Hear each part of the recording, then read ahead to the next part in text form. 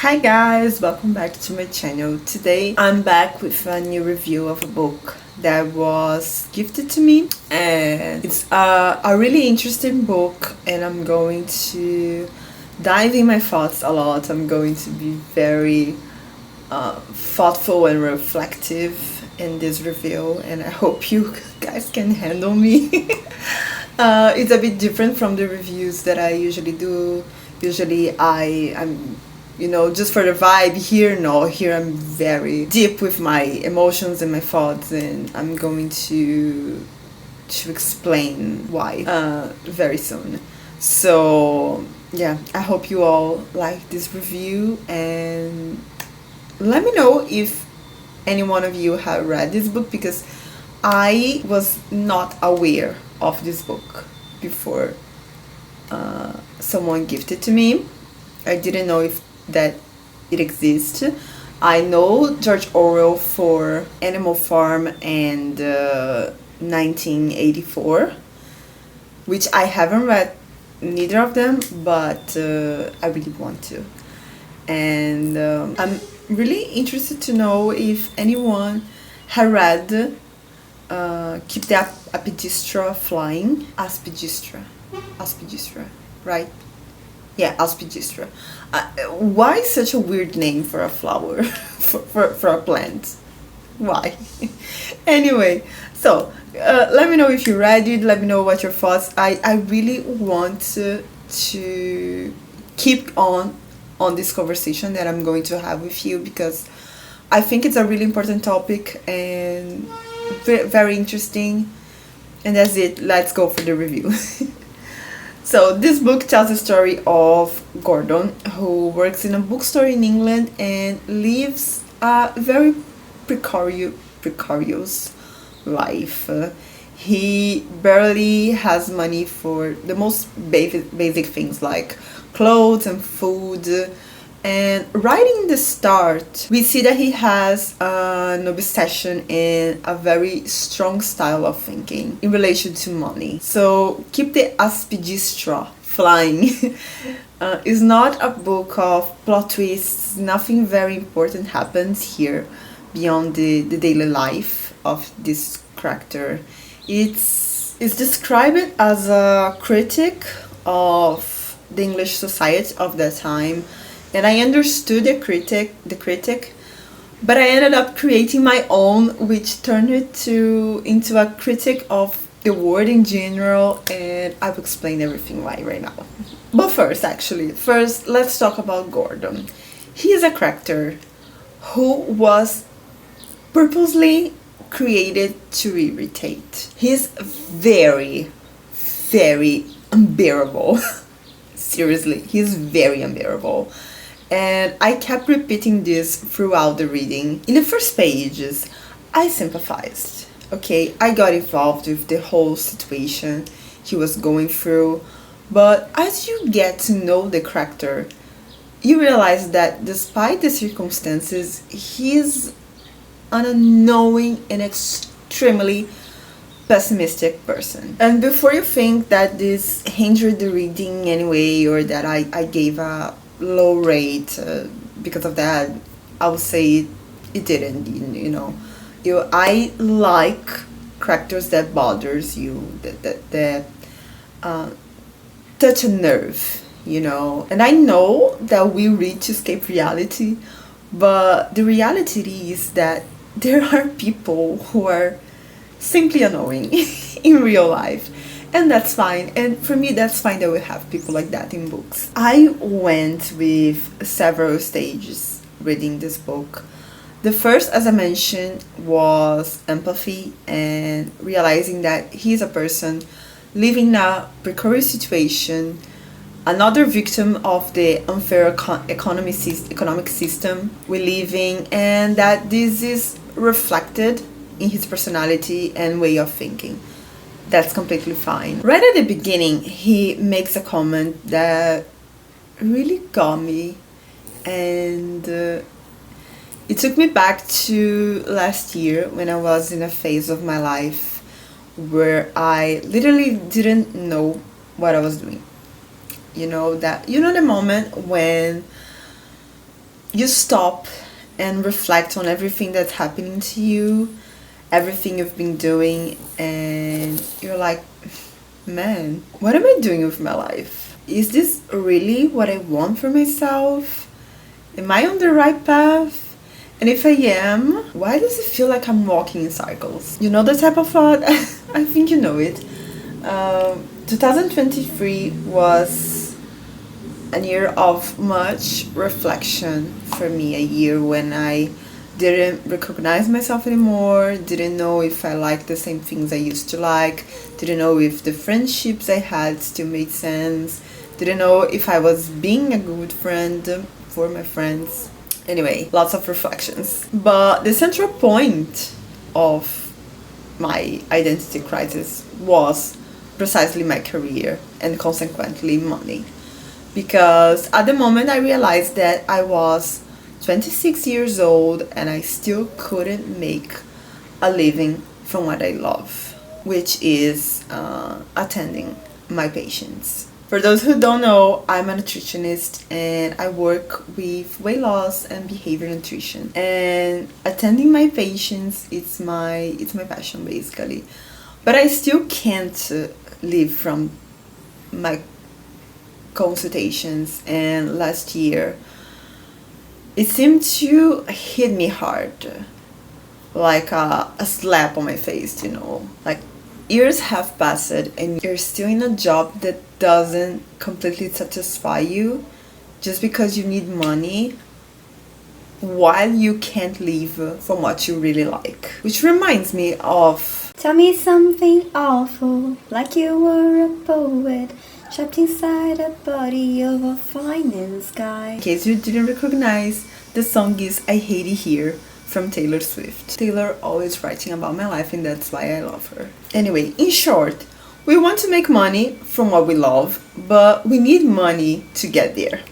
And this is a tiring and long cycle for many people, especially us from middle to lower class, you know, because for us to have a certain life, we often have to make the chores, change the road, take a few steps back, stop, start again. And sometimes we have to be in places where we wouldn't like to be, but those places are part of the path to where we want to go. And I know I'm being very philosophical. So this review will be like that, okay? Now you got it, right? Anyway, up to the point, I was on Gordo's side, totally understanding his thoughts. But then things started to fall apart. And I realized that, yes, Gordo is a victim of capitalism, like all of us. But he's also a victim of his own beliefs. Many situations were happening that he himself provoked because of this obsession with money. More precisely, the obsession with hating money. He simply decided to declare war against capitalism and against money and started to live the way he lives by mere choice. So I realized that every bad thing that happened to him was a consequence of the blocks he created for himself. He didn't accept job opportunities, didn't accept help from people. He constantly felt judged and inferior to anyone who had even a little more of money than him, and he judged people all the time. He got into endless discussions with his best friends and girlfriend about money, often even mistreating these people just to try to prove a point. And not to mention the gaslighting he did to both of them, distorting phrases they said in conversations. He was sexist, fatphobic, and quite prejudiced in general with practically everyone. If it were me, listen, I would have kicked this guy a long time ago. The way he treats his friend and girlfriend is terrible, especially with her. He's super abusive and I hate this part. I hate it. But here comes another moment of conversation and reflection between us. After all my existential crisis last year, I learned a lot about energy, belief, and also about how I dealt with and viewed money. The Fernanda of 2023 was slightly similar to Gordon in opinions about money. Very slightly, okay, very slightly. And I'm not a religious person, but I believe in God and I believe in energy. I believe that our thoughts and our words have power. And watching a video about this, I came across this phrase: you won't be able to have money if you think money is bad. And you see, I never thought money was bad. Quite the contrary, actually. But at that moment, in the last year, it was being a problem for me.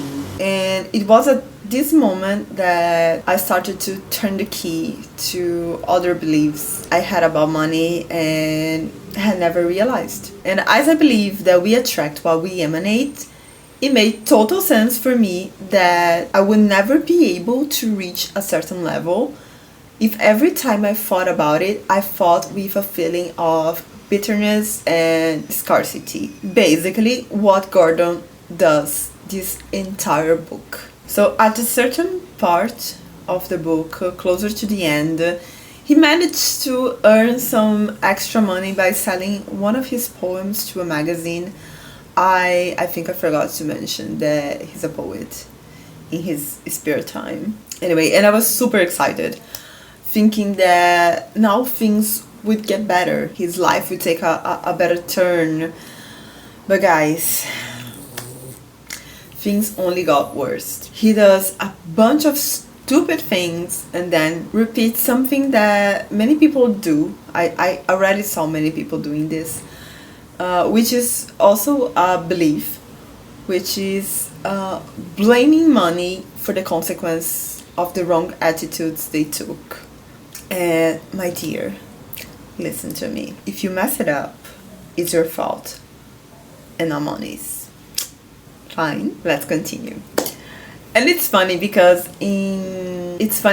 with my patients I talk a lot about behavior and belief, but I had never realized that I needed to bring this to some aspects of my life. And to sum up, it's a sad book. I understand the author's criticism of the economy system and its impact on people's lives. The book is from 1936, but is extremely current since we're still living with capitalism. But it's a sad book because, as I said, Gordo ends up suffering much more because of his own blocks than because of anything else, you know.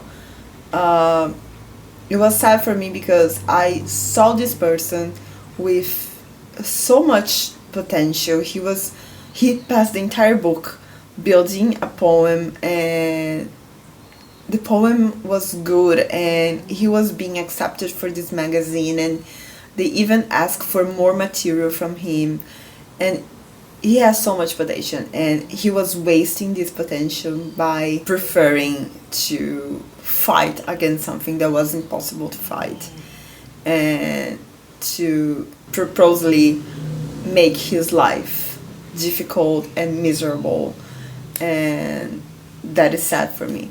There's another point I want to comment, but I think it might end up revealing too much and giving too much spoiler, especially about the end of the book. So I'll leave it alone, unfortunately, because I think it's something nice.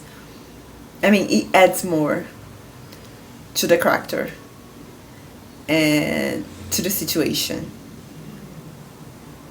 as a whole, but it's better I don't mention it. So my own critic that I took from this book was precisely all the prejudice we have in relation to money, like that money doesn't bring happiness, that people with money are greedy, that the more you have, the more you want to have, and so on.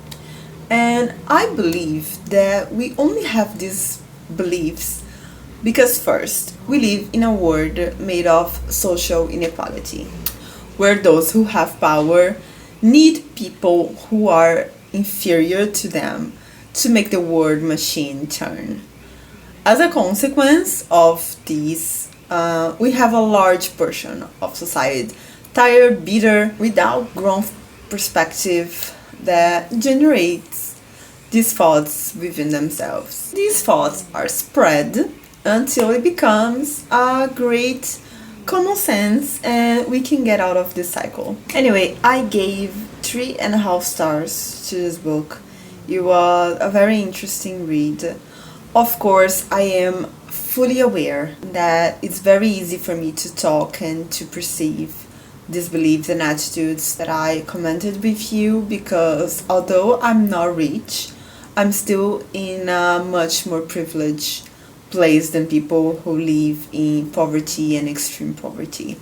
So all the debate we create here will exemplify what the author, in my opinion, also meant with the work beyond social criticism, which was people from different financial conditions live and think differently, just as people from the same social class can live and think differently too. Money shapes our life, but how we deal with money shapes our life too.